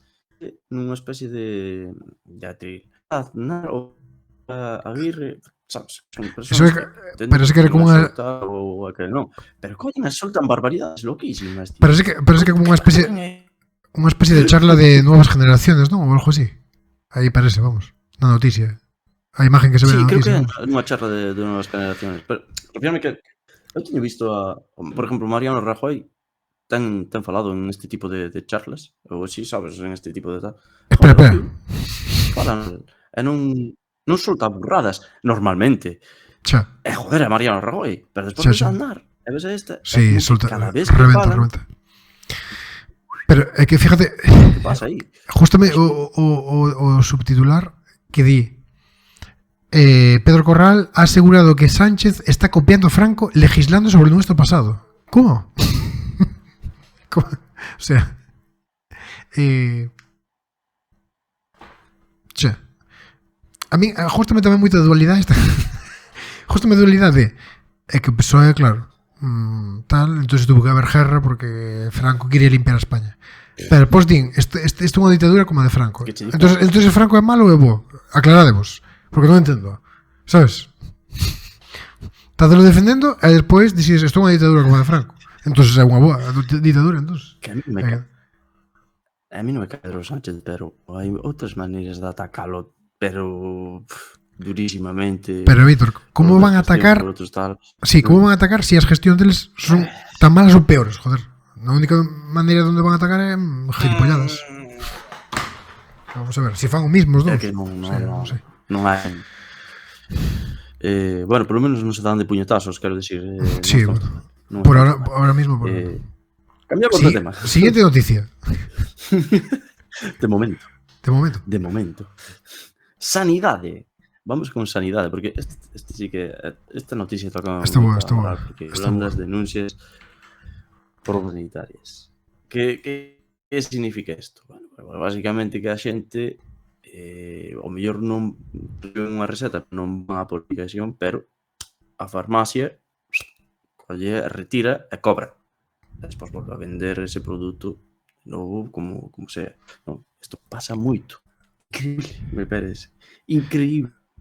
O sea, básicamente, se a xente non retira se non retira a medicación, retiran da farmacia e despois revenden, básicamente. O sea, Claro, cobran, claro, porque son son cobra, fármacos claro, relacionados. perdón, non a retiran eles, sino que a cobran como se hubiesen retirado, básicamente. Efectivamente, cobran como se for retirado, porque quen paga é o Estado. Entonces, pues, paga o Estado e vai a reclamar. Paja para Estado, Que está falando, Sí, que estás no, é que é unha cousa que de verdade, tío, estamos falando constantemente de que a sanidade se está desmantelando por parte dos gobiernos, que é unha verdade, que a política, pois a verdade que non lle interesa polo motivo que sea a sanidade pública, pero é que non só é eso, é que é unha boada. A sanidade pública non interesa porque non pode durar. Porque as empresas privadas de sanidade non reciben cacho así. Por eso non lles interesa. Podríamos falar tamén, por exemplo, do mozo da Ayuso e o Grupo Quirón, etcétera. Sabes? Todas esas cousiñas van por aí. Pero, en fin, corramos outro estúpido. Corramos outro estúpido, Porque o tema do coronavirus, cas mascarillas, ademais, más de lo mismo. Pero vonche dar unha boa noticia. A A ver. última noticia é unha boa noticia. Jeremai renova hasta 2030. Eso é unha boa noticia. Claro que esta noticia é de deportes. É de deportes. Claro que é unha boa noticia. Claro que é unha boa noticia. Además, o Depor está para subir. E o Celta non baixa. Toca Madeira. Increíblemente, despois de moitos anos, o Depor está para subir. deportivistas, enhorabuena. Batindo récords de asistencias. Espero que a ver, está claro que o Depor, outra cosa non, pero a afición ten das mellores aficións de sempre. A afición sempre apoiou o equipo, aínda baixando varias veces, subindo e baixando, nunca fallou. Se chega a ser outra afición, como por exemplo a Valenciana, xa estaban máis que abandonados. Arde Mestalla. pero bueno, enhorabuena entonces o Depor. No, perdón, Arde Mestalla non era a frase. Era pañolada en Mestalla. Que salía cada 2x3. Pañolada en Mestalla. Acórdome, na época, isto xa foi hai anos, era na época na que o Barça e o Madrid estaban completamente intratables, o Valencia quedaba de terceiro. Era pañolada en Mestalla. Por qué? Porque quedamos terceiros e nós temos que quedar primeiros. Con que presupuesto? Que a mitad do... Que imposible, tío. Pañolada en Mestalla era hostia. É que non sei que, a ver, a afición valenciana non sei que carallo pretende, pero pero a ver, desconexión de la realidad. Pero bueno, outra noticia de deportes que non vas dicir a ti, pero bueno, a dicir eu, é que Fernando Alonso de nuevo dou unha clase magistral de conducción, ainda que a xente imbécil. Completamente objetivo isto. Objetivísimo. Objetivísimo está sendo esto. Non é opinión, isto é objetivo total. Fernando nos dou outra clase magistral de conducción. ¿Y las fuentes? De la de los deseos. Fuente, la de los deseos. A ver, fixo unha clasificación P3 Gran Premio de China, e pois en ritmo o coche non daba moito máis, bueno, fixo o que puido e acabou sétimo, pero porque non tiña suficientes rodas en comparación aos outros, porque es gastou no sprint do día de antes, que non vamos a comentar nada sobre ese sprint, que hubo un toquiño con Sainz, pero bueno. Que tal lle foi o compañeiro de Fernando Alonso na carreira? Que tal? Pois non moi mal, non sei se sí. Décimo primeiro ou algo así, non sei. Ou non. Non sei, a ver. Ni tan mal. Stroll ten muñóns, o sea que tampouco non vamos a medir aí. Non vamos a medir por aí o rendimento do coche. Vamos a supoñer que está un poquinho... Tamén nos tiña eso, mira. Vamos a supoñer que o rendimento do coche está un poquinho máis por está moi un poquinho. Claro, Blas de Lezo estaba sin unha perna e sin un ollo e andaba chas batallas igual. Pois poderás conducir un pouco máis, non? Pero bueno. Tamén hai que parando con trabucos, por certo. Sí. Tamén hai que dicir pola miña parte que, bueno, sempre fixo algo de automobilismo. No, a ver, que na IndyCar Alex Palou quedou Alex Palou quedou terceiro. Pode contar por Palou, terceiro. Quedou terceiro e ganou o Fernando Alonso da IndyCar, que é Scott Dixon, que é o compañero de Palou, que xa non sei cantos nos terá, 80, supoño. Iba Newgarden liderando a carreira, pero non sei que lle pasou exactamente. Non sei se Grosjean colaborou. Veremos la Takuma Sato. No, Takuma Sato vai correr solo Indy. A Indy 500 me refiero, a de as 500 millas. No, sí, está ben porque as 500 millas son moi... Dame noticias a medias. As 500 noticias así. Es un nombre de o meu corazón necesito. No, pero non te preocupes, que 500 millas é unha carreira que mola bastante, é moi larga, entonces seguro que se vai petar. seguro que vai promover aí.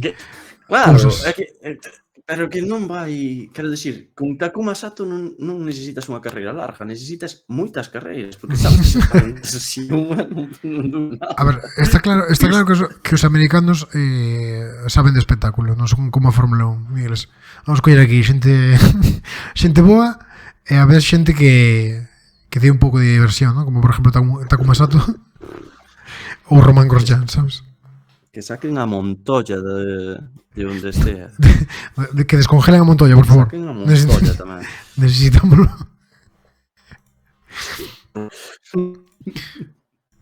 Pues nada, non hai máis noticias, non? Bueno, sí, en deporte sí. O Barça quedou eliminado da Champions, o Madrid pasou, e no clásico ganou o Madrid. Con polémica, además. Por qué? No, hai que falar deso. Iso é deportes tamén. Non me xo fútbol desde hai tempo. Solo pues- ver o Depor últimamente. Eu tampouco- E xa está. Eu tampouco vexo, pero hai que dicirlo. Eso pasou. Agora... Non vai dicir nada. Ves o fútbol... Ves fútbol... Patrick Mahomes. Ves fútbol, non ves soccer, non? Ves fútbol, non ves soccer. Bueno, esas nominacións non me gusta moito. Eu chamo de fútbol americano, xa está. Estamos A en ver, temporada... eso foi o que pasou, Víctor. Non o queres comentar, pero eso pasou.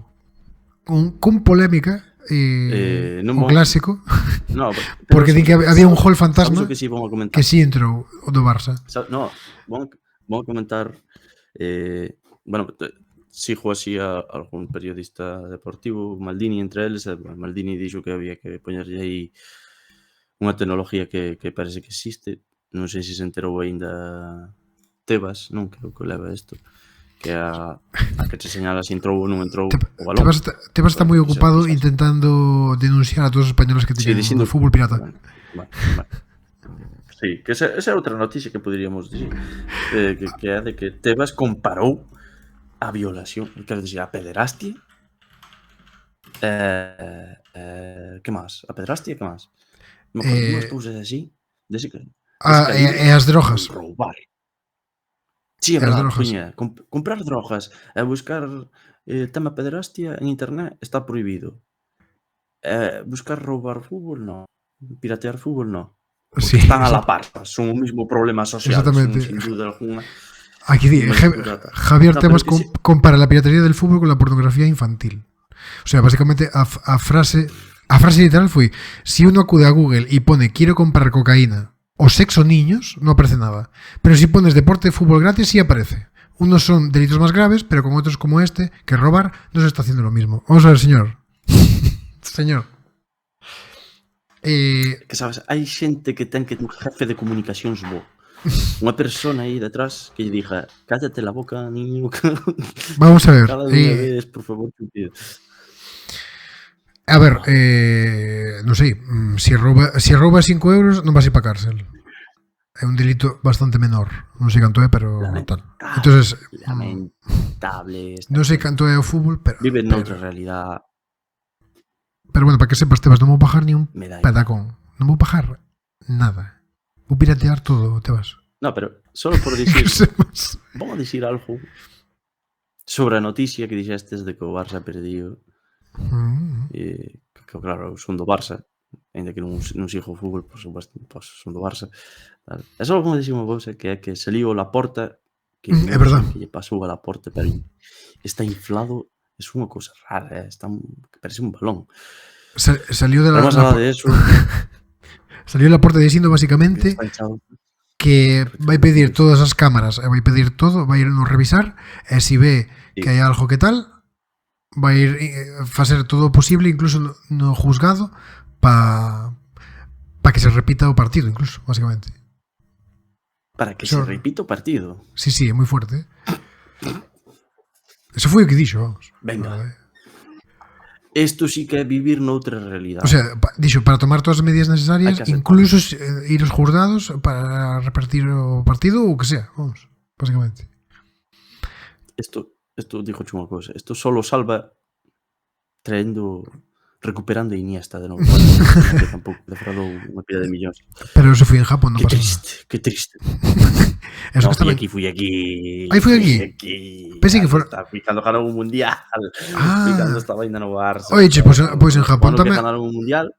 Pois en Japón tamén pasou que vi unha noticia que o goberno japonés fixarlle pagar non sei cantos miles de euros tamén. Bueno, cositas que pasan. Sí, pero... Cositas que pasan. A ver. No tengan, non sei quen dicía, non tengan ídolos, non? Isto é o que hai. O sea, unha vez que eres rico... No, pois... a frase de Dewey que de Malcolm en el medio, non sei se te acordas que dicía non espero nada de ustedes e ainda así logran decepcionarme. Pues, Eu pensei que era de Groucho Marx esa frase, pero pode ser, sí, esa frase ainda non sabía que era eu pensei que era de Groucho, o sea, sí, imagínate. Pode ser de Groucho Marx. Ao mellor copiaron ya, os Pues, guionistas copian todo. a ver si. No, ou citaron realmente, que Claro, no, dicía de a Dewey así un día aos outros 3 irmáns. Pues sí, Bueno, tal isto cual. é así.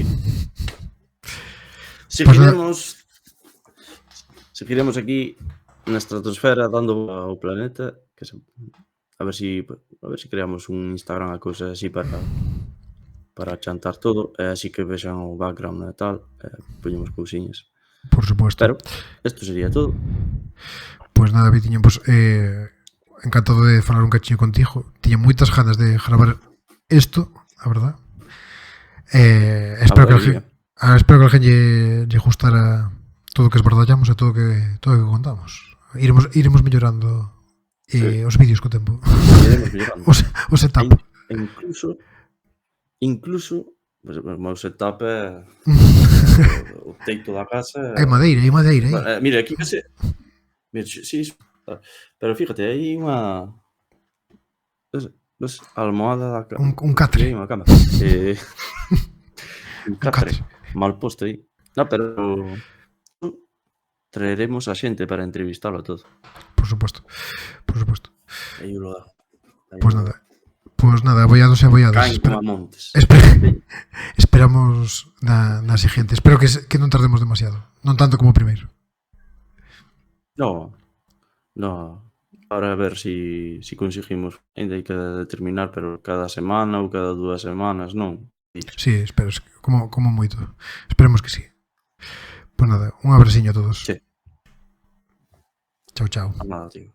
Eso. Adeu.